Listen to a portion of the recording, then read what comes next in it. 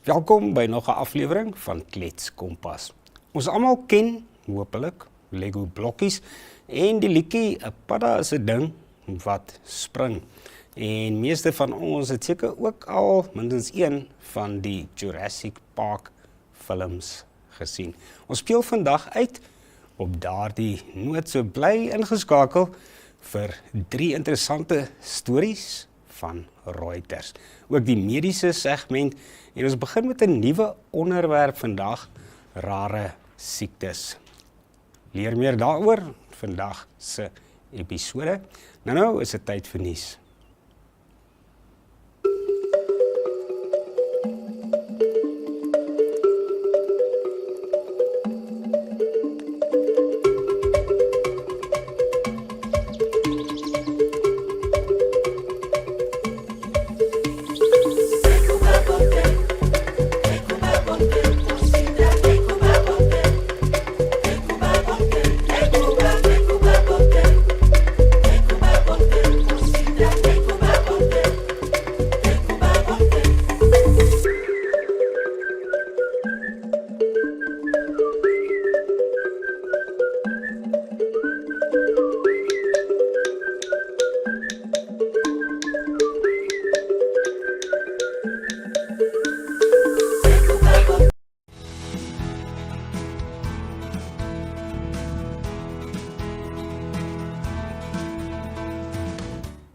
Henriette Lamprecht, nuusredakteur van Republikein en hoof gesondheidsverslaggewer kuier in die ateljee vandag spesifiek.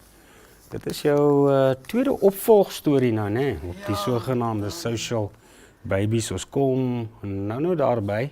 Nog goeie nuus by die vorige goeie nuus. Die hoofberig Aruap, ja, in die suide natuurlik lei dors 3 keer 'n dag beurtwater.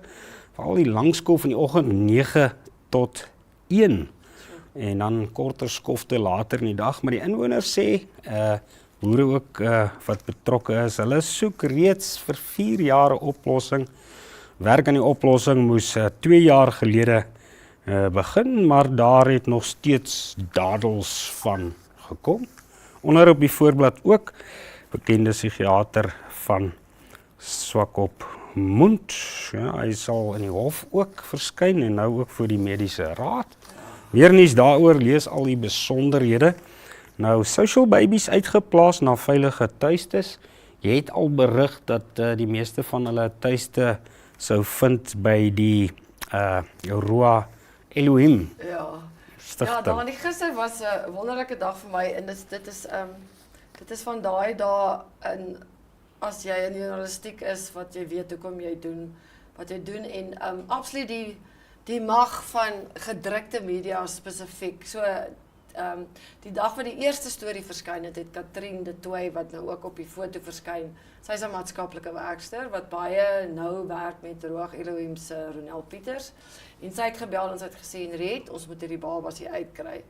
En baie hard gewerk en alles en gister is 6 babetjies, ons het hulle uitgedra en hulle is in 'n kombi en hulle is almal swak op toe na Roa Elohim en dan die ander tweeetjies is by Hope for Life wat ek en Jono vanoggend by gaan kuier het.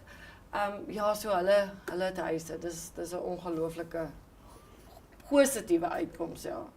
7 van die babetjies is daar op die hooffoto op die voorblad met die betrokke dames almal, ja, is belangrik om daardie krediet te gee en van hulle is nog piep klein, hè? Baie klein, Dani, daar is enetjie, ek sien nou nie Dani. O ja, daar het Anel, sy's heel regs.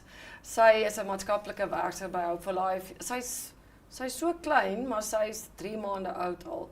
En ek moet erken, ek het baie lekker gehuil toe ons uitstap, want toe hierdie kinders, Dani, van hulle is ouer as 'n jaar, vir die eerste keer die son gesien en die son op hulle lyfies gevoel.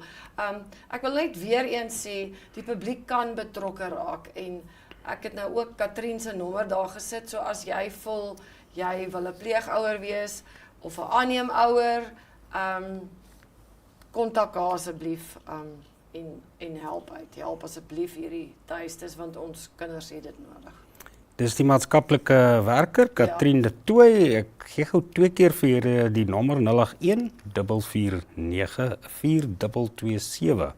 Dis 081 449 4227. Jy kan die kontak besonderhede natuurlik in druk of aanlyn kry.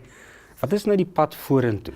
Dan die pad vorentoe nou is natuurlik is dit 'n was die groot doel om hulle net uit die hospitaal uit te kry. So nou is hulle in 'n veilige omgewing en onmiddellik begin Katrien en dan nou Annel wat die maatskaplike werker is, begin 'n proses waar hulle mense wat op lyste is klaar, verpleegouers en dan vir aanneemouers kontak, want die hele doel van dit is dat daai babatjies moet op die ou end hulle kan ek ook noem met hulle forever tuis te kry, hulle mamma en pappa. So dit is daai proses wat nou gaan begin en die meeste word aangeneem. Ja, die aannemingsproses wat ook nog 'n tydjie neem. Ja. Soos jy sê, jy en Jomarie het bietjie by die babas gaan kuier vanoggend. Dit is Vrydag se episode van Uitspeel van Kletskompas. Ja. Maar vertel ons so lank so 'n bietjie ietsie daarvan, natuurlik nou nie alles nie, né? Ja, nie alles nie. Dit is 6 babas. Dit is Rosalind van Hope for Life. Dit is hier in Windhoek. Baie lekker. Daar's baie hartseer, maar daar's baie liefde ook. Daar nie, want jy kan sien baie van die kinders is geweldig getraumatiseer. Die positief is dat Rosalind sê hulle suksessyfers om babas permanent uit te plaas is baie hoog. En ook, kyk asseblief ook hoe jy kan betrokke raak daar. Jy kan nou dink, soos by Ronel, by 6 babatjies, jy is ook 'n pa, hulle drink baie melk, hulle het baie doeke, so as jy doeke kan skenk, as jy melk kan skenk, daai baba klere wat jy nie meer gebruik, jy speel goed, ja, maar kyk asseblief Vrydag en gee doeke. Ja, ook elders in die land waarskynlik die probleme. Mens hoop dat Natuurlijk, mense, ja. Namibiërs ook daar betrokke sal raak. Dankie Henriette. Dankie, Dani. Kry natuurlik Market Watch, Nedbank se uitslae onder meer daar in Business 7, raad vir die verbruikerskrisis, sportrap, boks, rugby en ook atletiek. Dit alles in die gedrukte uitgawe van Republikein of aanlyn. Bly net waar jy is vir die weer.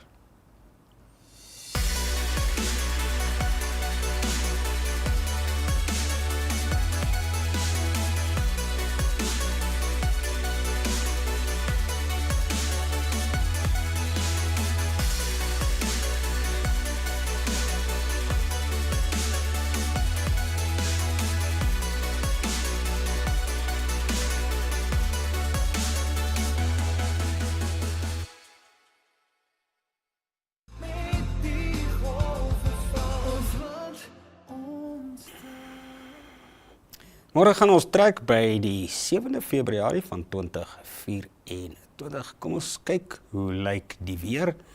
In die hoofdorpe in Namibië, Enhana 20 vandag met 'n maksimum daar van 37.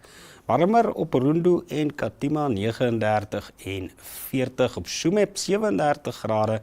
Op Maruru 16 vandag en Windhoek 18. Maksimum in die hoofstad is 33 grade. En die Baai 16 met 22 aan die suide se maksimums, Rebot 33, Mariental 35, Aranos 36 en daar in Oranjemund 15 en die kook sal draai by 25 grade.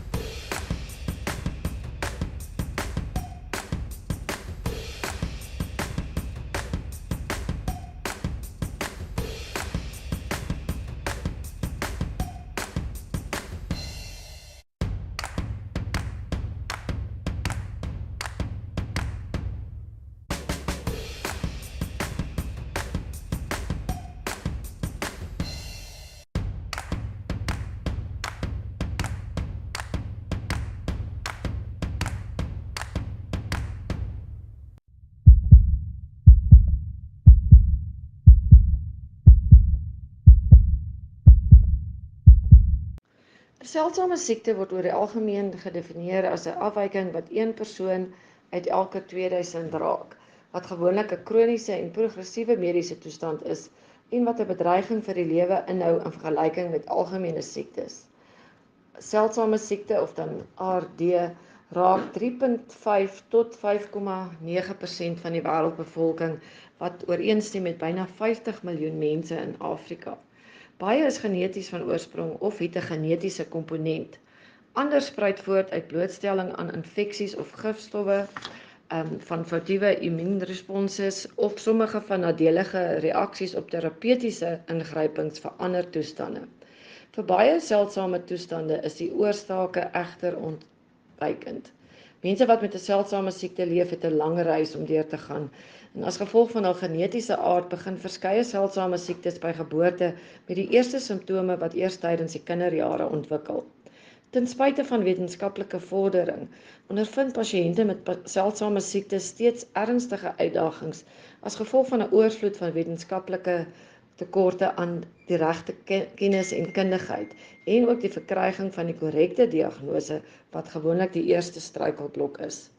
As gevolg van die wye verskeidenheid van diversiteit en kompleksiteit binne 'n seldsame spesifieke siekte en ook tussen verskillende seldsame siektes, is hierdie groep versteurings moeilik om behoorlik te herken en wat natuurlik lei tot 'n vertraging in diagnose.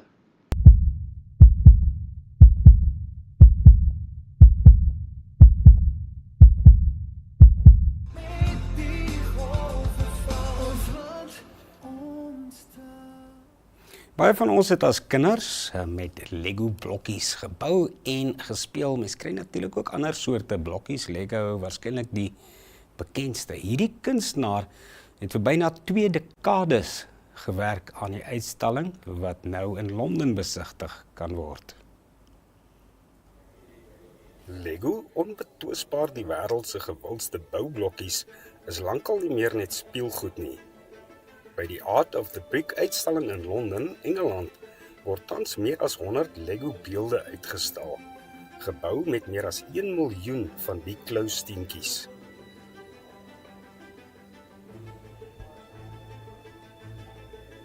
Die kunstenaar Nathan Sawaya het byna 20 jaar aan die projek gewerk. Well, we are at the Art of the Brick, which is an exhibition opening today in London, and this exhibition is my artwork that I've made entirely out of Lego bricks. Die uitstalling het reeds na meer as 100 stede in 24 lande gereis en is op CNN se moet-sien-lys. Meesterstukke uit die versameling sluit in Michelangelo se David, Van Gogh se Sterrenag en Da Vinci se Mona Lisa. I had Lego as a child, and I would rediscover it later in life as an art medium. I found that there was something about this toy that I really like to use for art. It's something about when you see my art up close, you'll see it's made out of these little rectangles.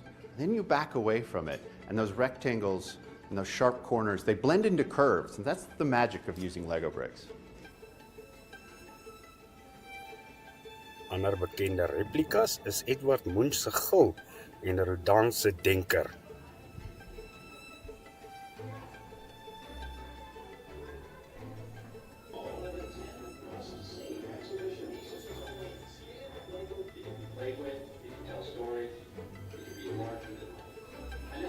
This exhibition has over 100 works of art. So you're looking at 20 years of my life almost of building these creations. And each creation is a slow process. I'm putting one brick together at a time, and I'm actually putting a little bit of glue on each individual brick, so these are all glued together when they're done.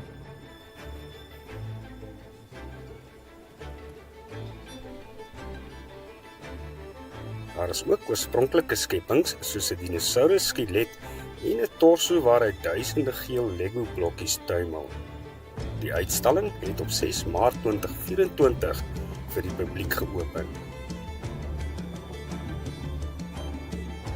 Well, it's hard to pick, a particular piece, but you'll see sculptures like human forms where there's a torso ripping its chest open and thousands of yellow Lego bricks are spilling out. Or you'll see a dinosaur skeleton that's 20 feet long made out of over 80,000 Lego bricks. So there's a lot to see.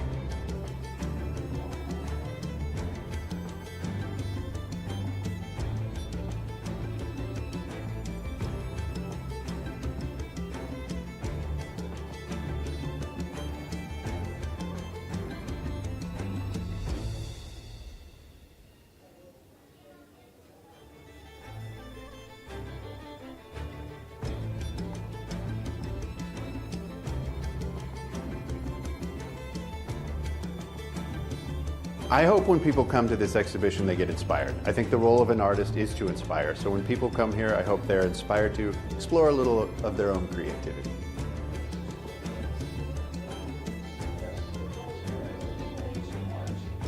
Ben Makori en Kletskompas in die produksie vir Reuters behartig.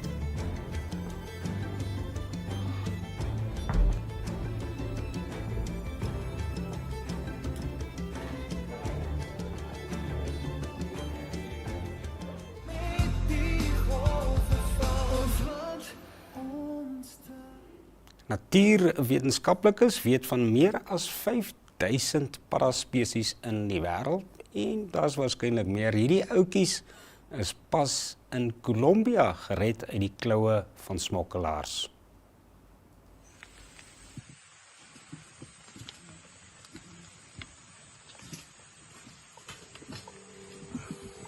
Een padda is 'n ding wat spring en in 'n hok behoort die ouetjies nooit te wees nie. In die Kolombiese hoofstad Bogota is 118 paddas, hul mooi kleerjasse bedrieg hoe giftig die springers is, Sondag na Tumaco geneem. Hulle is van die spesie Ophaga sylvatica en is eers by 'n sorg- en rehabiliteringsentrum gehuisves.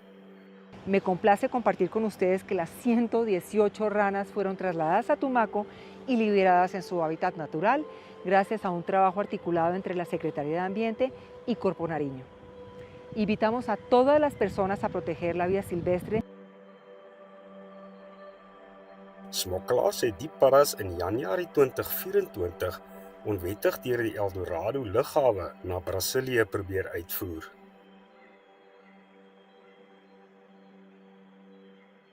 Laat die paddas spring en spring en spring.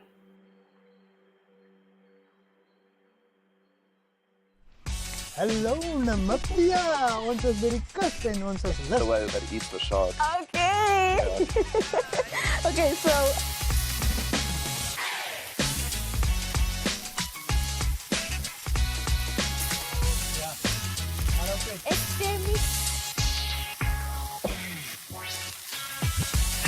yes. Please, today you make sure that we are fed. Hoe kom jy nie sorry, ek as nie.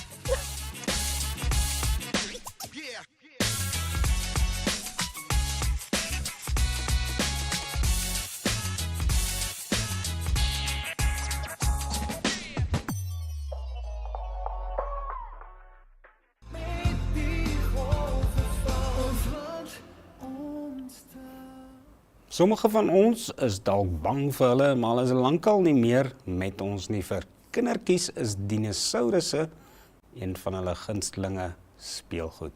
Hier is 'n kort geskiedenis van die oerdiere.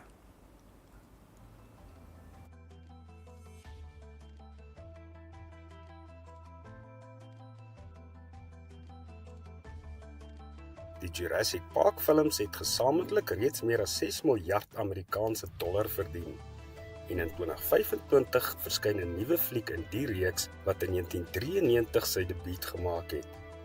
Dit is maar net een bewys van die mense fascinering met dinosaurusse. Op 20 Februarie 2024 was dit 200 jaar sedert die eerste massiewe oerdier deur 'n wetenskaplike beskryf is. William Buckland het die fonds by Stonesfield naby Oxford in Engeland 'n reuse akedus genoem. Die woord dinosaurus is sowat 20 jaar na die Megalosaurus se ontdekking gemunt.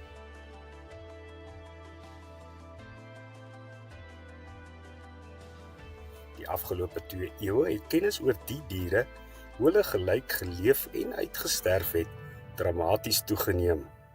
En die ontdekkingstog is nog lank nie verby nie. Geen volledige skelet is byvoorbeeld nog ooit van 'n megalosaurus gevind nie.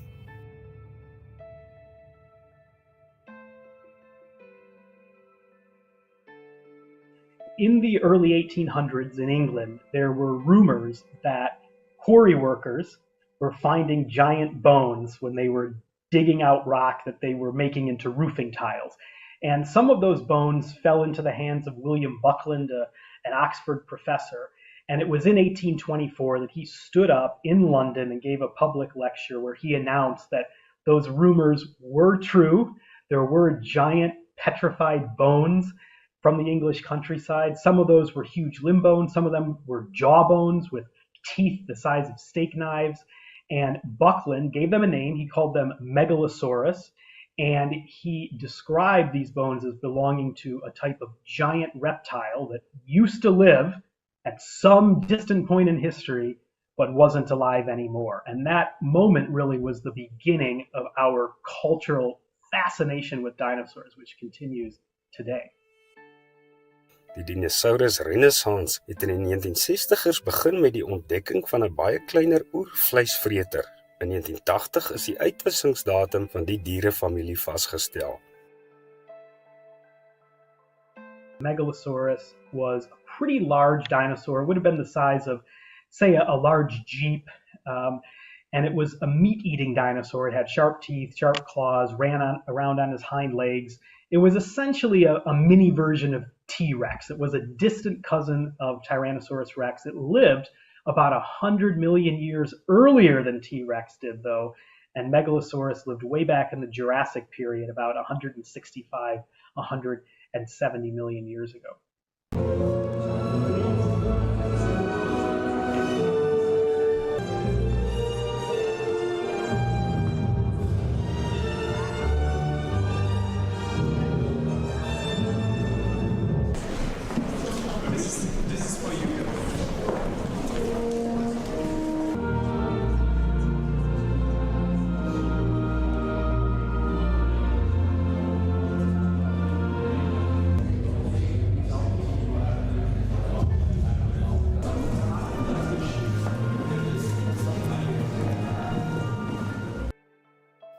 Dinosaurusse het die aarde tussen 231 en 66 miljoen jaar gelede bewoon.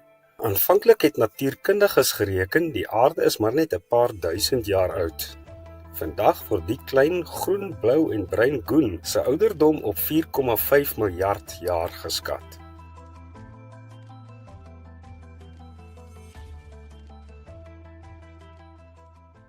In the 200 years since Buckland announced that first dinosaur, we have learned a tremendous amount about dinosaurs. We now know of more than 2,000 species of dinosaurs from all over the world. The first ones were named and described from England, but now there's dinosaurs from every continent. And a lot of the most important new discoveries are coming from places like China and Argentina, Brazil, Mongolia, South Africa, these enormous countries that are growing very quickly, where there's many young paleontologists out looking for fossils.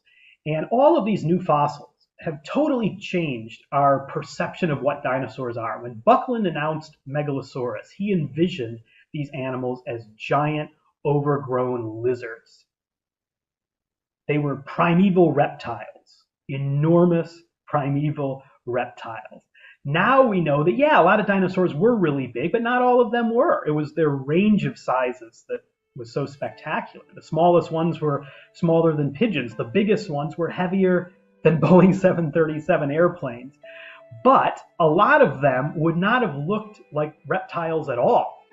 A lot of dinosaurs were covered in feathers. Some dinosaurs had wings. These were the dinosaurs that were the ancestors of today's birds. And fossils of these feathered-covered dinosaurs were only discovered about 25 years ago for the very first time in China.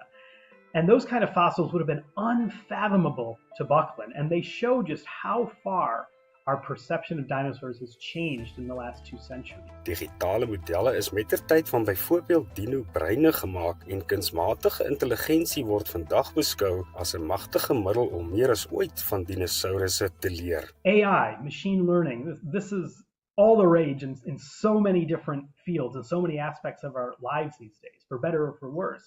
But in paleontology, it is probably the next new big frontier. If we want to understand the big patterns of dinosaur evolution, how dinosaurs changed over time, as the Earth was changing over time, it's these enormous databases that can be analyzed by AI techniques that are going to give us that really critical insight.